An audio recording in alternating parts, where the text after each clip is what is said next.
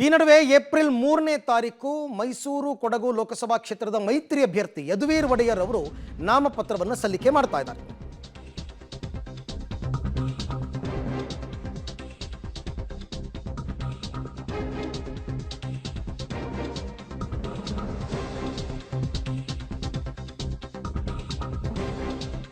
April 3ಕ್ಕೆ ನಾಮಪತ್ರ ಸಲ್ಲಿಸಲಿದ್ದಾರೆ ಯದುವೀರ್ ಒಡೆಯರ್.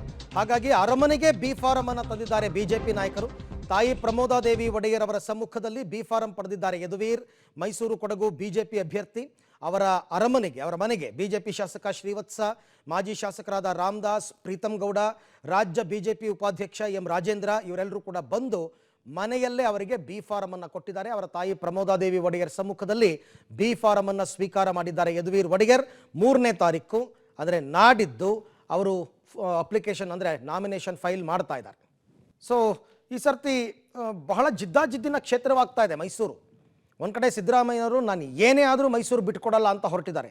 ಮತ್ತೊಂದು ಕಡೆ ಪ್ರತಾಪ್ ಸಿಂಹ ಅವರಿಗೆ ಟಿಕೆಟ್ ಕೈ ತಪ್ಪಿಸಿ ಯದುವೀರ್ ಒಡೆಯರ್ ಅವರಿಗೆ ಟಿಕೆಟ್ ಕೊಟ್ಟು, ಸಾಮಾನ್ಯವಾಗಿ ಯದುವೀರ್ ಒಡೆಯರ್ ಅಂದರೆ ಮಹಾರಾಜರನ್ನು ಆ ಭಾಗದ ಜನ ಕೈ ಬಿಡಲ್ಲ, ಗೆದ್ದೇ ಗೆಲ್ತಾರೆ ಅಂತಕ್ಕಂಥ ನಿರೀಕ್ಷೆಯಲ್ಲಿ ಬಿಜೆಪಿ ಮುಂದೆ ಹೊರಟಿದೆ. ಯದುವೀರ್ ಅವರು ಕೂಡ ಈಗಾಗಲೇ ದೊಡ್ಡ ಮಟ್ಟದ ಪ್ರಚಾರವನ್ನು ನಡೆಸಿದ್ದಾರೆ. ಗೆಲುವು ನಂದೇ ಅಂತಕ್ಕಂಥ ವಿಶ್ವಾಸದಲ್ಲಿದ್ದಾರೆ.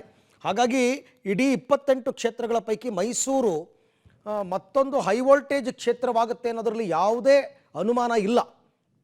ಹಾಗಾಗಿ ಒಂದು ಕಡೆ ದೊಡ್ಡ ದೊಡ್ಡ ನಾಯಕರು ಪ್ರಧಾನಿ ಮೋದಿ ಆದಿಯಾಗಿ ಮೈಸೂರು ಭಾಗಕ್ಕೆ ಬರ್ತಾ ಇದ್ದಾರೆ ಮುಂದಿನ ದಿನಗಳಲ್ಲಿ ಪ್ರಚಾರಕ್ಕೆ. ನೋಡೋಣ ಆ ಭಾಗದ ಜನ ಯಾರಿಗೆ ಆಶೀರ್ವಾದ ಮಾಡ್ತಾರೆ ಅಂತ.